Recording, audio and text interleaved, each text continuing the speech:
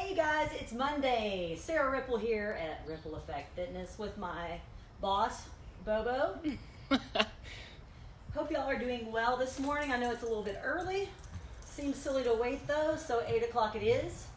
What we're gonna do today is talk a little bit about resistance bands. Okay, so I know a lot of y'all have some bands at home. Everyone usually does have a band or two lurking in a closet somewhere, forgotten. With its tiny violin, kind of just playing little sad songs, collecting wishing dust. it was being used. So here's the thing, with that said, that just makes me think of something. If you do have bands that you haven't used in a while, please check them because they start to wear out over time, okay? So they get brittle and will break. So it's really important to make sure that your bands aren't going to break when you do anything. Snap you in the face. Right. Like if you've got the bands that have handles on them, you want to check like kind of where the handle meets the, like these have a little plug. They start wearing out like where the plug goes in. You want to kind of stretch them out, kind of see if there's any wear or cracks or anything like that. That's just a ongoing maintenance kind of thing. Like the mini bands, you want to make sure that they, they'll start getting some little, like, you can tell where they're wearing down. When these pop, they usually just scare you. You're not going to have anything bad happen. But if you've got an anchored band that you're doing some sort of like press or pull with or something more dynamic, that can be dangerous, like, because it can come like flying out of nowhere and hit you. So in addition to it scaring you, it could hurt you. And now's not the time that we need to be going to the urgent care. Don't get hurt. My friend Corey yesterday texted me and asked me about some stuff that he could do at home using some bands that he got. So that's why I was like, I'm going to hop on Facebook Live and do a band video. As with any of the ones that I've done, this could be a several-parter. There's so much stuff that I could cover, but I'm going to try to keep it simple for today. I also compiled a playlist on my YouTube, which I'll hyperlink in the description of this once this is saved to Facebook. I made a band, like a playlist of any video that I have on YouTube since 2008. It's band related, so I think there's like 400 and something videos in there. God. I know. Not a shocker. Right. So here's the deal. Let's start off. So most of y'all probably have some sort of band at home. I know I have one in here somewhere. Like a TheraBand, like a flat strip band kind of thing. A physical therapy band. Yeah, one of these guys. Where you can just basically like tie it to something or whatever. So you could use that to do the following exercises that I'm going to show you using. This is just usually called a super band. These are Elite FTS mini band. I think they got different ratings and whatever, but we use them in here to do a lot of things for the upper back. So I'm going to show some different variations of what's called a pull apart. So I showed this when we did the towel video like 2 weeks ago or so.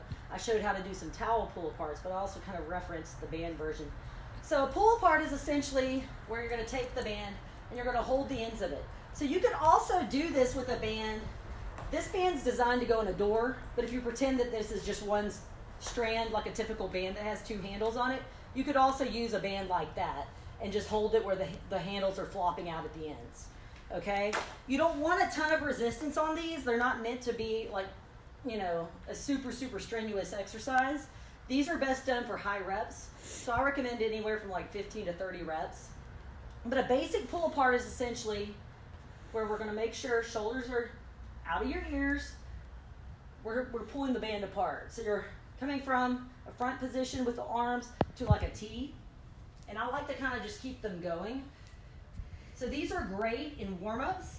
They're great before bench pressing. Anything that requires you to really have that upper back online, which is good for all of us. We all need to be doing upper back work, but you can get a good burn up in there. So that's your standard pull apart, okay? Here's some variations. You can do them palms up. Same mechanics as the original, it just hits a little different. Okay, so palms down, palms up. We can also do them behind the head or a vertical pull apart. Okay, we can also do a diagonal pull apart. So on this one, what you want to do is the arm that's going up, you want to go palm up, and then the arm that's staying down, you want to go palm down. Okay, so what we're doing here is essentially just kind of going Oh, yeah. in a diagonal pattern. So you'll see that when I'm doing these, I'm not here, okay? I'm keeping this set, and I'm really focusing on just getting this motion through here. So all of those can be done in standing as I just did, but if you want to get really cool and creative, or not, I mean, whatever. Get crazy. Get crazy.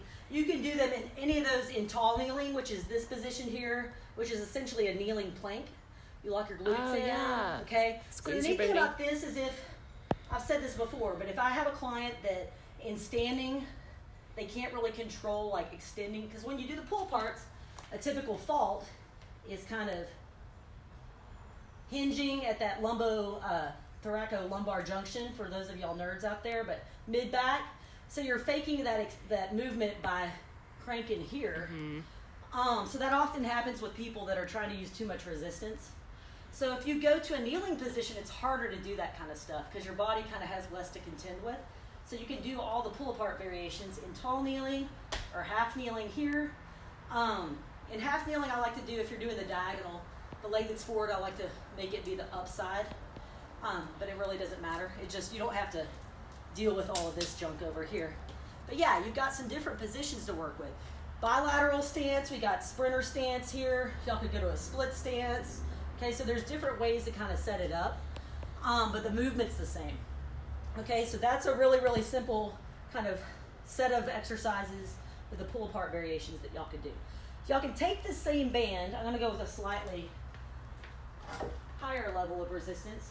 If you've got a place where you can anchor, so these guys at home, if you've got some sort of like swing set outside or, you know, some sort of thing that you can anchor them around, that's great.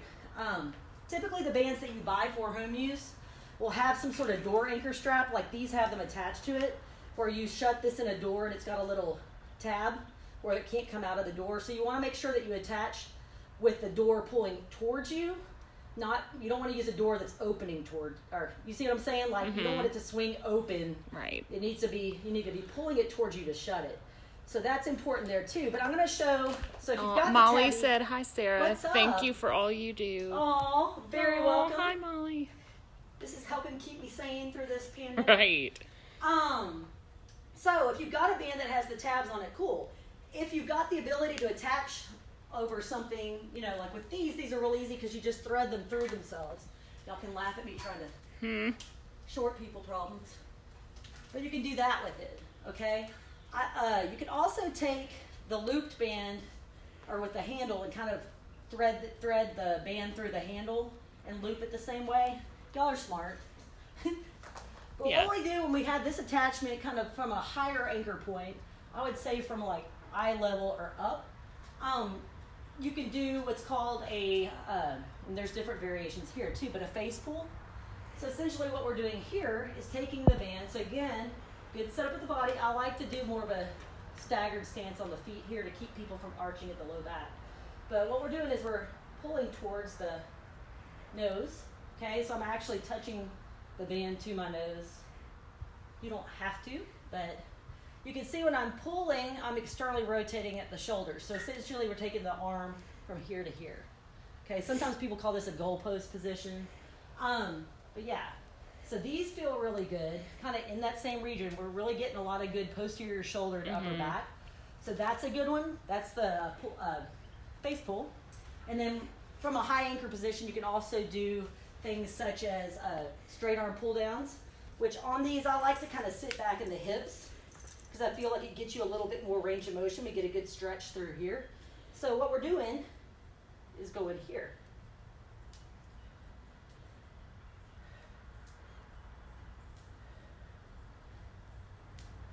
Okay. So again, look, face pulls I tend to program anywhere from like 8 to 12 reps. I don't go as high on the reps with them. Straight arm pull downs, kind of the same too, possibly up to 20. But we use a little bit more resistance on those. So when I shot the tricep video last week, or Shannon shot the tricep video, we showed push downs so you can get some arms. And I said it in that video too, when you do band work, you can get away with doing a lot of reps. And you're not going to get fatigued from it or sore the next day. You recover real fast from it. So you can do this kind of stuff every day. There's no eccentric loading on the body with this. It's all pure concentric or contraction. So yeah, so tricep extensions, you can flip it around and do overhead extensions. Okay, for some variation there. If you've got a tighter band, we'll go with this dude. So the bands like I've been using so far come in, this is a more of a 1-inch sucker. This was a special edition that Elite FDS came out with. So then you can get, this guy, obviously, so it's more resistance the bigger they are. So I'm going to use basically what's a similar band, the NT loop, but it's got fabric. It's a lot more comfortable to grab. You can do the same kind of stuff with this, actually, is what I've been doing this whole time. So if you anchor this up high, so I mentioned before how when you're working out at home, there's a lack of ability to do a lot of like rowing and pulling exercises. So we have been doing upper back so far, but I'm talking like 1-arm rows, pull-ups, things like that.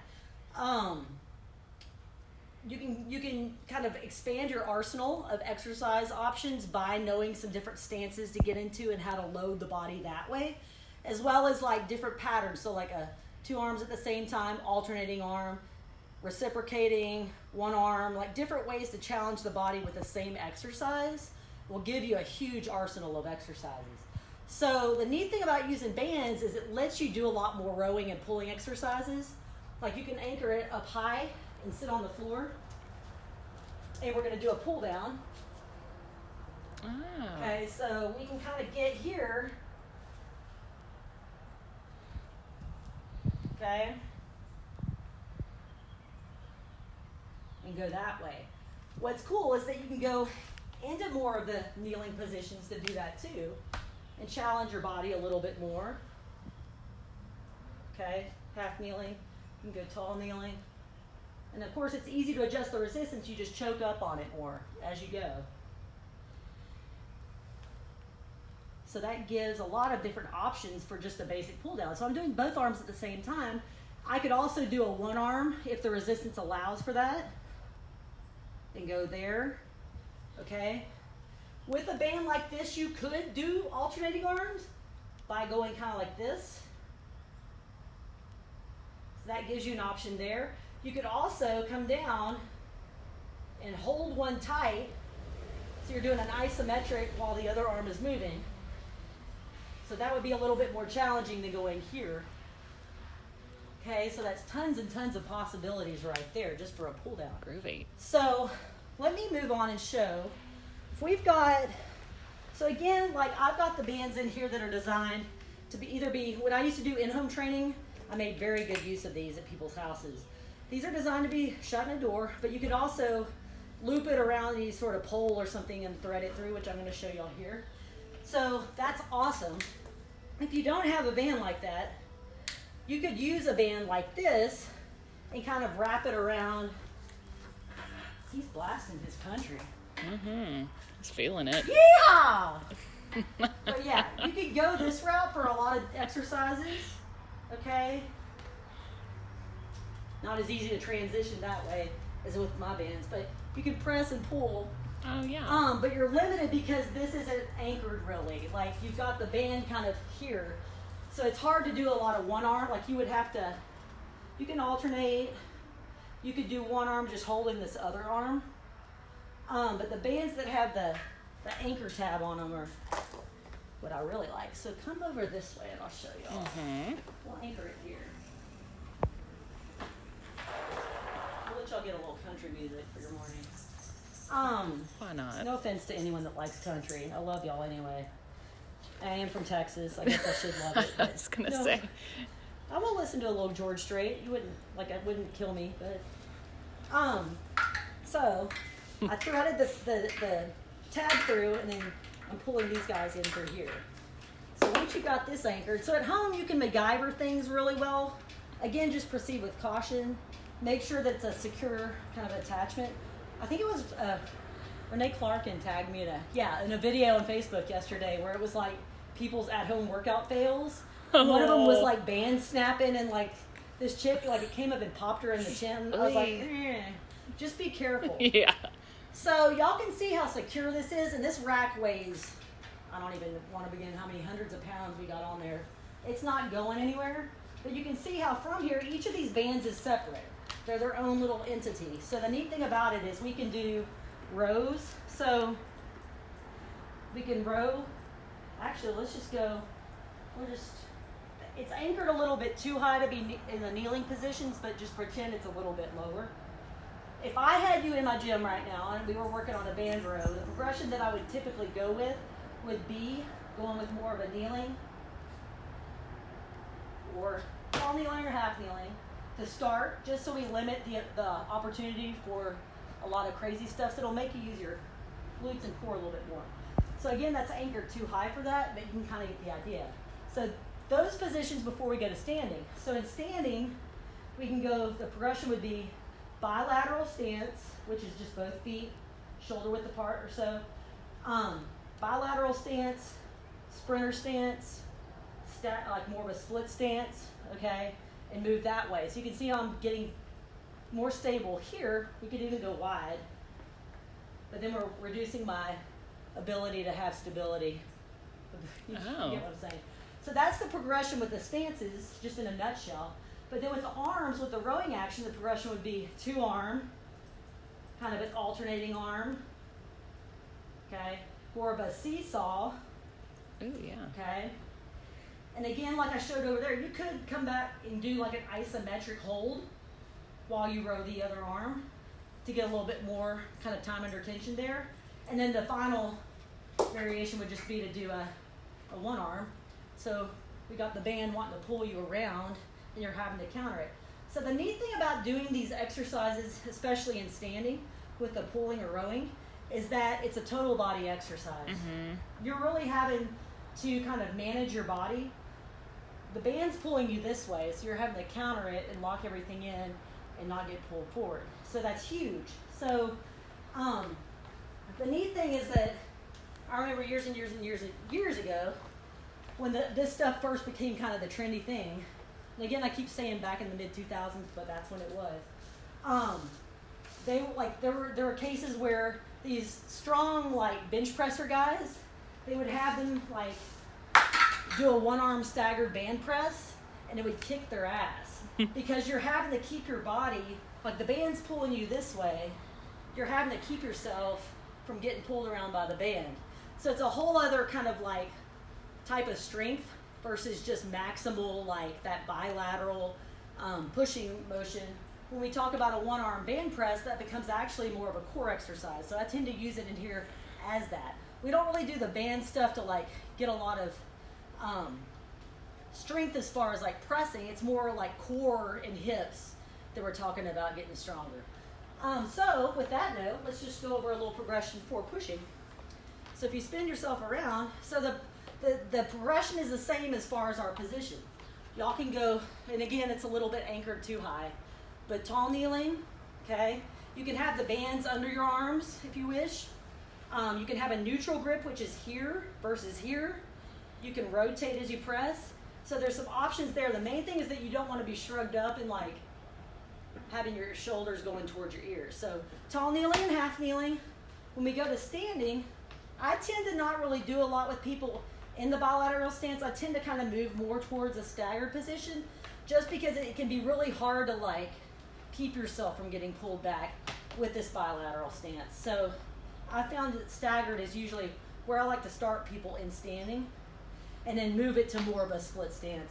But yeah, we can go 2-arm press. We can do an alternating arm, okay? We can do like a seesaw, just like the row. We can drop it down and we can just do a 1-arm, okay? And then again, we could do an isometric. So we could press both out and then do the alternating from here. Or, you know, you could even press out and keep one out while you do all the reps on one side, which that'll really burn things out, and then vice versa. So presses are great, simple. We got presses in rows. You can also do flies, or what I call tree huggers. Ooh, yeah. Okay. Which again, we got the stances to go with. Flip that around. You can also do a reverse fly for back, going this way. So it's kind of like pull aparts. So that gives y'all some pressing variations in addition to the rowing and pulling. One thing I really, really like the bands for is to be able to do rotational stuff. So one basic variation. So if you got the band anchored at like chest height, coming from your side. Actually, no. We'll show this way too. So we'll face the anchor. So I've got the band, the handle in both hands. What we're going to do is we're going to essentially pivot and rotate to one side, come back to the middle, and then go to the other side. So this is old school too. So bring it here. So when I pivot, you'll notice I'm not doing anything crazy like getting my body all contorted, like I'm staying as a unit. And the important thing with the pivots is that I'm thinking about pushing down to the ground the whole time with both feet, so that the pivot is starting from the foot and going through here. I like your smashing the bug. Smush the bug under your foot. If it's inside Put out the your stogie. house, Put out the cigarette. bugs have feelings too, so try to take them out of the house instead of smushing them. My 2 cents. Aww. You know, they've got a little soul, Yeah. I feel. But yeah, smush the bug under your foot and come back. So you're getting internal rotation of the hip, which is super important for most of y'all, because most people have some sort of limitation. Not most people, but that tends to be an area of limitation for a lot of people. And it gets your glute firing, so everyone loves that. So yeah, you can get the pivot rotations with the band anchored in front. We can also have it going from the side, where we're having it come across, and then come back. So the cool thing is you're not letting the band pull you this way. You're resisting that rotation, and we're rotating. Okay? So in addition to that, you can do what's called a tight rotation, which was popularized by Nick Tuminello. I call these 10 o'clock to 2 o'clock. I think that's what J.C. Santana called them. But you essentially, the analogy I like is that you're standing in the center of a clock, and you've got 10 o'clock and 2 o'clock, or essentially shoulder to shoulder, and we're just chopping it across. So as I do this, I'm locking down my lower body and my hips. I'm not, okay, so it's really easy to do it wrong. I mean, in an athletic stance, I have people go wide sometimes on these to kind of limit their ability to like do it wonky. And I tend to prescribe like sets of up to like typically 15 to 20 per side. So those are a good one. That's a really good one because that's an anti-rot. We're driving the arms, and this is all resisting rotation. Woo! So the rotating stuff is fun. Yeah. You're like winded. How long have we been talking? Ooh, 25 minutes. Okay. That might be enough for today. We covered Any pushing, questions, pulling, comments, a little concerns? Rotating. I'll cover other band stuff in the next edition. So I think that's enough for today. Yeah, that's some good stuff. Yeah, if y'all have questions or comments or need me to kind of write out a generic like flow chart for how to like progress these basic things, I could do that. That's easy. Yeah. So just ask. Or what to pair together maybe with like the pulling like and the a good pulling. push. Actually, with what I showed, you could do, so the pull aparts that I showed initially, we could lump those in with your pulling. You could do a pull, a push, and a rotate. And do a little tricep. Yeah. So pick a variation and whatever. So you could do like just a two-arm row or a pull apart, a 2-arm press, and then the tight rotations, and then knock that out like 3 times, and then you could come back and do like a fly. And then you could do a pull down, so you get a little vertical pull, and then maybe like the pivot rotations going here. Yeah. You know, so yeah. You always want to do pulling stuff. If you have the option of doing a row versus a press, go with the row, because most people are weaker on their back stuff. Yeah. And most people tend to do too many pressing movements and not enough pulling movements. Yeah. So your horizontal rowing especially. Vertical is important too, but focus on the horizontal, which would be just here versus here. Yeah. Cool. Okay, so we're going to wrap it up. Let's get Bobo. Bobo. Bobo, pull yourself along the floor. Everybody's favorite scruffy man. Hope y'all have a wonderful Monday. Woohoo! Thank y'all for tuning in. As always, he's giving tisses. I get lots of tisses. All right, we'll see y'all later. Bye.